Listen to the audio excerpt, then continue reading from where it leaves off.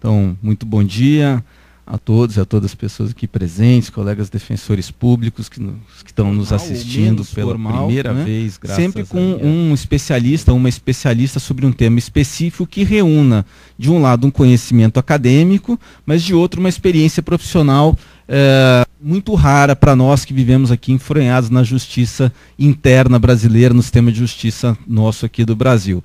Então, com essas iniciativas, nós queremos aproximar o universo dos direitos humanos do nosso cotidiano de defensores públicos, de modo a, aproximando os dois mundos, fazer com que a Defensoria Pública comece a atuar também no sistema internacional, que o sistema internacional não seja uma realidade fantástica e seja uma realidade presente. E, para isso, nada melhor do que convidar a Carla Hall, que, além de ser nossa amiga, é uma honra para nós, Carla, ter você aqui inaugurando esse espaço de conversa.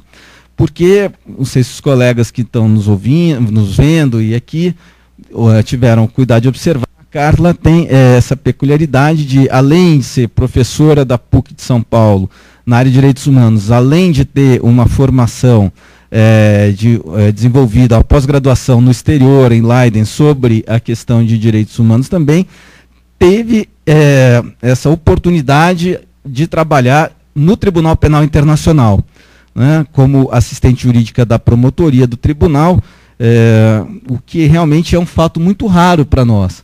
Nós temos o Brasil, isso a gente tem em muitas reuniões sentido, né, é um país que é muito fechado em si mesmo. Talvez em função da língua, não sei porquê, mas mesmo os países da América Latina têm uma penetração muito grande nos foros internacionais, nas organizações internacionais de direitos humanos, no âmbito das Nações Unidas e também, obviamente, no âmbito do sistema interamericano. E o Brasil pouco participa. Então, a Carla aqui, para nós, é uma honra, porque é uma pessoa que vai rompendo esse paradigma e acho que pode nos falar, então, um pouco sobre isso. A Carla, então, a professora Carla, falar sobre o Tribunal Penal Internacional, dando uma visão do seu funcionamento e dos seus desafios. Então, professora, é um prazer tê-la aqui, a gente agradece imensamente você ter aceitado o nosso convite e gostaríamos de passar desde logo a palavra. Também dizendo só, como última coisa, que como o formato é de conversa, os colegas podem se sentir bem à vontade na medida em que a Carla estiver falando, mas assim, quiserem fazer alguma ponderação, alguma questão, eu acho que para a gente dar um ambiente mais agradável. Quem sabe da próxima vez a gente coloca até uma mesa com os salgadinhos aqui para ficar uma conversa ainda mais gostosa. Então, muito obrigado, passo a palavra à professora Carla Hall. Bom, primeiro, bom dia, obrigada ao Carlos, à Defensoria Pública pelo convite, é uma honra estar aqui e poder conversar com vocês. Como o Carlos mencionou, o intuito hoje é mesmo uma conversa, não é nada muito formal e também eu não vou ficar aqui falando muito da teoria do TPI, enfim, do Estatuto de Roma e como funciona. A minha intenção é passar mais essa visão prática, como o TPI funciona, os casos, enfim, que o TPI aprecia, assim por diante. E como o Carlos falou, é realmente muito importante, né, que o Brasil comece a abrir mais os olhos para a arena internacional. Não sei se vocês sabem, mas o Brasil é o 8º país que mais contribui financeiramente para o TPI. E, atualmente, apenas 3 brasileiros estão lá trabalhando, inclusive a juíza Silvia Steiner.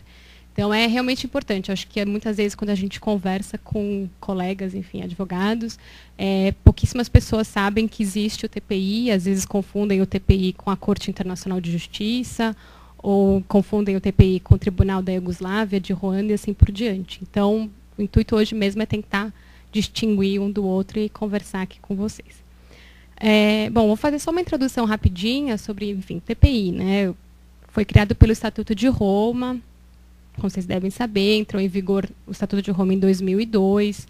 Sempre houve essa necessidade na comunidade internacional de se criar mesmo uma corte permanente, né? Porque, enfim, a gente teve Nuremberg, Tribunal de Tóquio, depois Ruanda, Iugoslávia, Corte Especial de Serra Leoa, que são todos tribunais ad hoc, criados para apreciar aquela situação específica. E sempre houve essa necessidade, então, de se criar uma corte permanente, né? Sem necessidade de uma resolução do Conselho de Segurança, sem necessidade de um acordo com o Estado-membro, enfim, das Nações Unidas. A Convenção de Genocídio já previa essa necessidade de uma corte permanente. E essas discussões começaram e hoje em dia existe aí o TPI, né? Então, o Estatuto de Roma ele funciona de uma forma bem peculiar, porque como a gente está acostumado com uma corte permanente, como a Corte Internacional de Justiça, por mais que você seja um Estado parte na Corte Internacional de Justiça, você precisa submeter um caso específico à apreciação da Corte, né? E o TPI não, a jurisdição do TPI é automática. Então, você é um Estado parte, você já submeteu a apreciação do TPI automaticamente. O TPI ele é dividido em 4 órgãos, né? A primeira é a presidência, que cuida das questões administrativas do tribunal. O segundo é a promotoria, que, enfim, a unidade da promotoria ela é dividida em duas subunidades. Uma é a unidade investigativa e a outra é a unidade que a gente chama de jurídica, porque, enfim, são times que apreciam casos e que exercem ação penal. Tem a secretaria, que também cuida de questões administrativas, como orçamento, recrutamento de funcionários, assim por diante. E as câmaras de, enfim, julgamento, né? Instrução, julgamento e recursos. A promotoria é bem peculiar no âmbito do TPI, porque é o gabinete do procurador, do promotor, que realiza as investigações. O TPI não tem uma polícia própria, né? Então, cabe ao promotor investigar. Então, ele precisa ter muita independência, né? E ser uma pessoa, assim, bem justa e honesta para poder divulgar as provas para a defesa, porque cabe a ele, então, divulgar provas exculpatórias para a defesa e para os juízes. Então, até como vocês podem saber, o maior debate aí, hoje em dia, é realmente essa independência do procurador e o dever dele de divulgar provas, né? Porque nem sempre ele acaba divulgando as provas para a defesa, enfim. No caso Lubanga, por 2 vezes já os juízes queriam suspender, pediram para soltar o réu, porque eles achavam que o julgamento não estava sendo justo.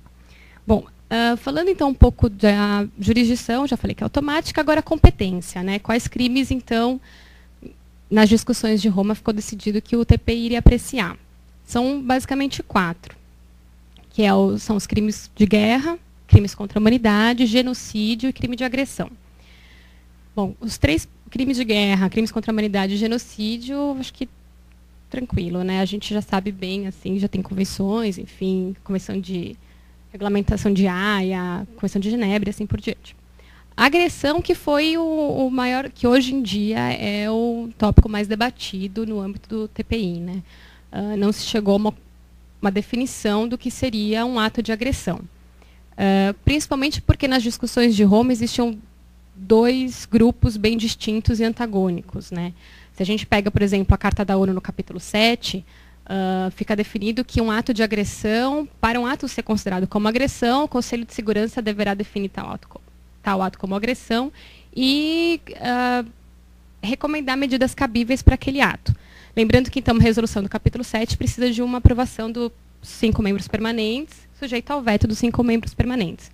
Então, o grupo falava, olha, para o TPI apreciar a agressão, é necessário uma resolução do Conselho de Segurança, agindo sobre o capítulo 7, sujeito ao veto do P5, recomendando medidas cabíveis, entre as quais seria julgamento e investigação pelo TPI.